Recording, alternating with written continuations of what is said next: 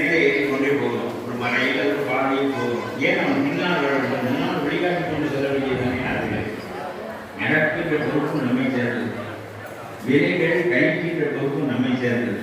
நம்ம ஒரு பொருளுமே முன்னாலே போகிறோம், பின்னால் போகிறோம், விழுந்தானா நடக்குதானா எனக்கு தெரியாது. அதனாலே என்ன வருமானம் தெரியல, நன்கு அமுக்கி சாப்பிடுங்க. ஆனால் உங்களுடைய மனதில் அனுபவமானால் இறைவன் உங்களுக்கு அனுபவப்படுவாங்க என்று உங்களுடைய சங்கத்தையும் சொல்லுங்கள். அதனாலே அன்பெனும் பறவை அகப்படும் மலையே வள்ளலார் சொல்வார். ஆகவே நம்முடைய வாழ்க்கையில் நாம் என்ன செய்ய, அவனை கொண்டு வைக்க அனுப்புகிறாங்க. 2 வயது மகனை கொண்டு வைக்க அனுப்ப முடியுமா? அனுப்புகிறா. என்ன நகரத்தாரா இருந்ததுன்னா நீ வீட்டில் இருந்து சோத்தை தின்னுக்கிட்டு இருப்பியா? கூட சிங்கப்பூருக்கு போ, பினாங்குக்கு போ, மலையாவுக்கு போ, கொண்டு வைக்க போன்னு சொல்லி கப்பலில் தொட்டி கட்டி அனுப்பிடுறான். இதை அவள் பாட்டாக பாடுறான்.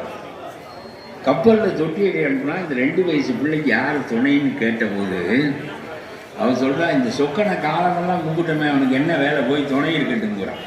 என்ன அதிகாரம் பண்ணுறா பாருங்க. இவருடைய அன்புக்கு அந்த சொக்கம் கட்டுப்பட்டுவேன். இதை முடிப்பதற்காக கொண்டு வருகிறேன். இவருடைய அன்புக்கு அந்த சொக்கம் கட்டுப்பட்டவன்.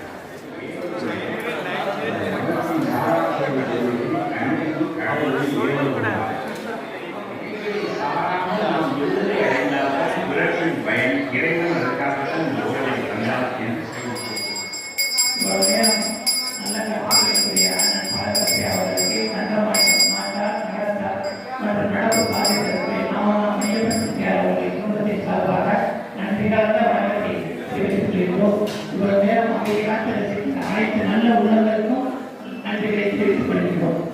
இன்னும் சிறிது நேரத்தில் அம்மா ரிஷப வாகனத்தில் அவர்களை தெரிவித்துக் கொள்கிறோம். மிக்க நன்றி.